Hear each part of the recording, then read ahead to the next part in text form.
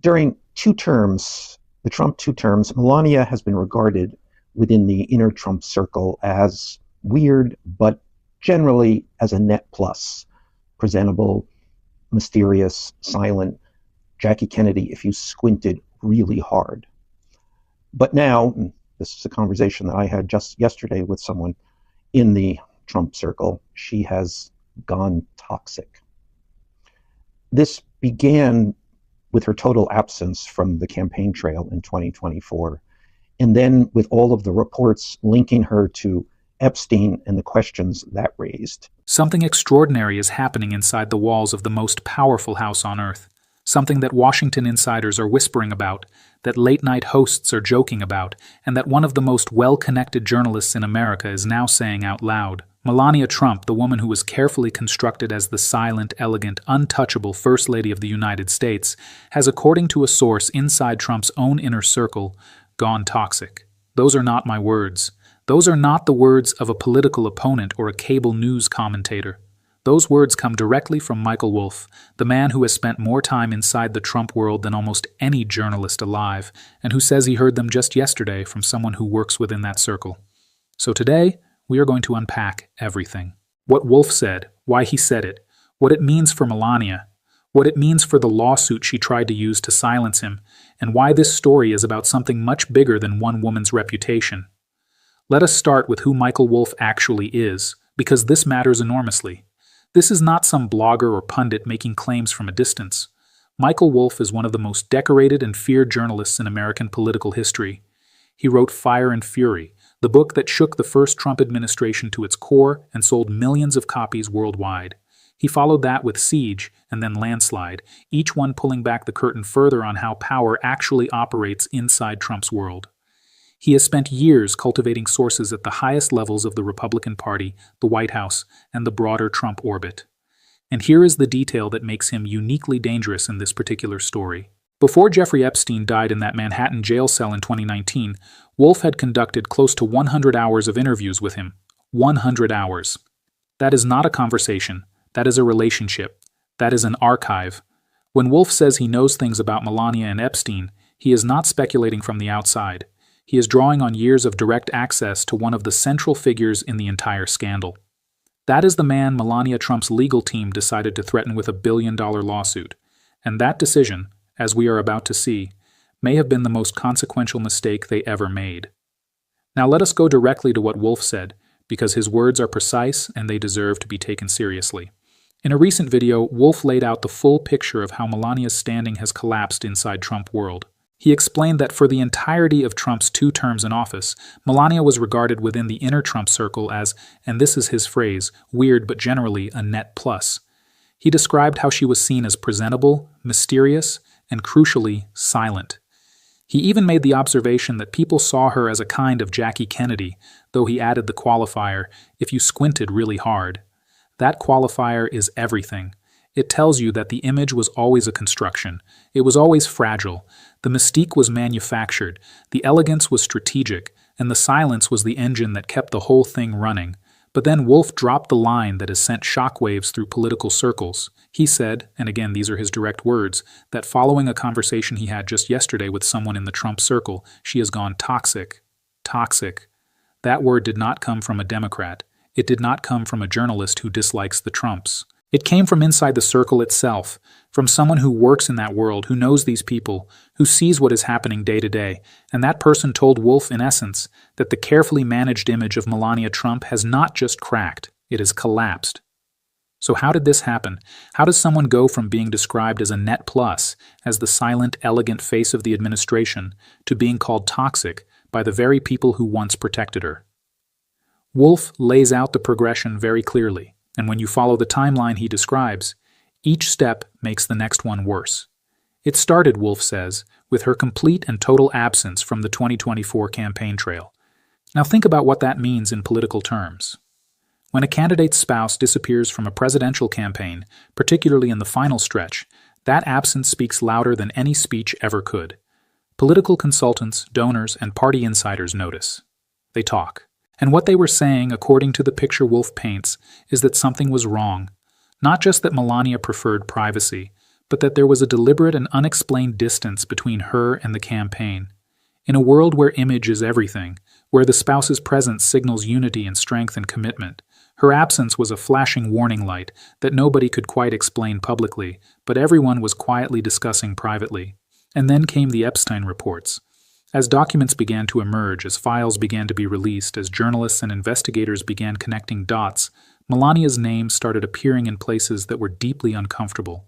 Questions were being raised not just about her husband's long and well-documented friendship with Epstein, but about her own presence in that social world, about when she met Trump, about who introduced them, about her connections to the modeling industry and the figures who operated within it. Wolff, drawing on his own reporting and his extensive conversations with Epstein himself, had been one of the people raising those questions, and rather than those questions fading away, they were gaining momentum.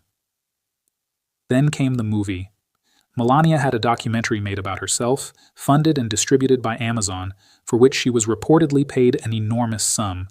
And rather than this being seen as a triumphant moment of brand building, it was perceived by many observers as tone-deaf and self-serving at a moment when the White House was under enormous scrutiny. Wolff describes this as part of what he calls the grift and the hollowness at the center of this White House. The suggestion is that the movie was not about legacy or storytelling, it was about money, about cashing in on the position, and in the court of public opinion, that reading took hold. But the moment that Wolff identifies as perhaps the most consequential strategic disaster came with Melania's press conference about Epstein. She walked into the White House, stood before cameras, and read a prepared statement in which she categorically denied any connection to Jeffrey Epstein. She said she was never his victim. She said he did not introduce her to Donald Trump. She said she was never on his plane and never visited his island. She did not take a single question from reporters. And then she walked away. Wolff's description of this moment is damning. He calls it inexplicable, and from every angle, it is hard to disagree with that assessment. Before that press conference, Melania's name was in the conversation around Epstein, but she had the cover of silence. She had the protection of not having officially engaged. The moment she stepped in front of those cameras and made specific, verifiable public claims, she changed the entire legal and narrative landscape. She traded the safety of ambiguity for the danger of a public record. And Wolff says it firmly put her smack in the middle of the Epstein story and raised all kinds of new questions. Think about what he means by that. When you deny something in that level of specific detail, you are inviting exactly the scrutiny you claim to want to stop. You are telling the world precisely which questions matter. And critically, when some of what you say can be checked against documents that already exist in the public record, you are creating a direct line between your public statements and the evidence. There is, for instance, a 2002 email that Melania sent to Ghislaine Maxwell, Epstein's longtime associate and convicted sex trafficker. In that email, Melania writes warmly to Maxwell, commenting on a magazine story about Epstein, asking Maxwell to call her when she gets back to New York. This email exists. It is in the released files. It is public. And when Melania stood at that podium and described her connection to Maxwell as nothing more than casual correspondence, she was making a claim that can be directly tested against that document. That is not a position of strength. That is a trap she walked into herself. And this is what Wolff means when he says her press conference raised all kinds of new questions, because the questions it raised are not vague or abstract. They are specific, they are pointed, and they now have the weight of her own public denial sitting behind them. Now let us talk about the lawsuit, because the story of how Melania's legal team handled this situation is a case study in how not to deal with a journalist who actually has material on you. When Wolff began making statements about Melania's connection to Epstein, her legal team sent him a demand letter threatening to sue him for over $1 billion unless he immediately retracted and apologized. The deadline was tight, the language was aggressive. The sum was astronomical, and the intention was clear. Frighten Wolff into silence and make the story go away. What happened next was the opposite of what they intended. Wolff refused to back down. Instead, he did something nobody in Melania's camp appears to have anticipated. He sued her first. He filed a preemptive lawsuit in New York State Supreme Court under New York's anti-SLAPP law, which stands for Strategic Lawsuit Against Public Participation. This law exists for exactly this situation. It is designed to protect journalists and public speakers from being silenced by powerful people who use the threat of expensive litigation as a weapon. And by sending that billion-dollar demand letter, Melania's team had handed Wolff the single most powerful piece of evidence he could possibly have had. The letter itself became the proof that the anti-SLAPP law was needed. Wolff has been completely unapologetic about his decision to fight back. He launched a public fundraising campaign that raised over $800,000 from more than 15,000 individual donors, people who saw this case as a test of whether the powerful can silence the press through legal intimidation. He has said publicly and repeatedly that he would like nothing better than to get both Donald and Melania Trump under oath in front of a court reporter to answer questions about their relationship with Epstein. He says the lawsuit gives him subpoena power. It gives him the legal tools to compel testimony and documents from witnesses who have never had to answer these questions publicly. And he says the American public deserves to know the truth. What makes Wolff's position so difficult for Melania's team to deal with is that he is not just a commentator making allegations. He is a journalist with receipts. He has the 100 hours of Epstein interviews. He has years of sources inside the Trump world. He has the legal framework of the anti-SLAPP lawsuit to protect his speech. He has public funding to fight any legal battle they want to bring. And he has a new book coming that, based on everything he has said publicly, is going to contain significant revelations about Melania and her history with the Epstein social circle. The legal strategy Melania's team has employed has been, to put it charitably, deeply problematic. After sending that explosive billion-dollar threat, they went largely silent for weeks while Wolff held the public narrative entirely on his own. Then they tried to move the case to federal court, arguing that Melania is actually a Florida resident domiciled at Mar-a-Lago, not a New York resident. But that argument opens its own set of questions about her actual legal domicile, her taxes, her official filings, and where she actually spends her time. They argued she was never properly served because papers were handed to a doorman at Trump Tower rather than to her directly. These are procedural arguments, and they may have legal merit on their technical grounds, but in the court of public opinion, they look like the moves of a team that is trying to avoid the case rather than win it on substance. And there is a deeper problem with everything Melania's legal team has done. Every move they make generates more coverage. Every filing creates another news cycle. Every procedural argument reminds the public that this lawsuit exists, that Wolff is still standing, that he has not retracted a single word, and that he is actively seeking the opportunity to put the Trumps under oath. They wanted to make the story go away. Instead, they have made it impossible to ignore. Wolff's framing of all of this is worth sitting with carefully. He describes what is happening as evidence of the grift, the hollowness, and everything they are hiding in this White House. That is a remarkable sentence. He is not just talking about Melania in isolation. He is placing her story inside a larger narrative about how power is being used, how money is being made, how institutions are being manipulated, and how the truth is being suppressed. When he uses the word grift, he is saying that what looks like public service is actually private enrichment. When he says hollowness, he is saying the image that has been so carefully constructed, the strength, the elegance, the mystery, is empty at its core, and when he says everything they are hiding, he is telling you directly that there is more to come. The picture that emerges from Wolff's account is of a first lady who was manageable when she was silent and distant, but who has become unmanageable precisely because she started trying to manage her own image. Each intervention made things worse. The absence from the campaign raised questions.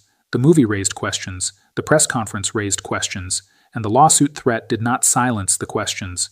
It gave the person asking them a legal right to demand answers under oath. Jimmy Kimmel made a joke about Melania looking like an expectant widow. It went viral. And rather than letting it pass, Trump attacked Kimmel publicly, which Wolff notes simply drew more attention to the marriage, to the dynamic between the couple, and to all the underlying questions about what their relationship actually looks like from the inside. Every counterattack, every threat, every denial has had the same effect. It has amplified exactly what it was meant to suppress. This is the situation as it stands. Michael Wolff, a journalist with decades of experience inside the Trump world, with 100 hours of Epstein interviews in his archive, with an active lawsuit that gives him subpoena power, and with a book on the way, is standing publicly and defiantly against one of the most powerful couples on earth. He is not backing down. He is not retracting. He is not apologizing. And he has a source inside Trump's own inner circle telling him that the woman at the center of this story has gone from being an asset to being something they now describe with a single devastating word: toxic. And the question that hangs over everything, the question that Wolff is clearly building toward, the question that the lawsuit may ultimately force into the open, is a simple one. What exactly are they so afraid of people finding out?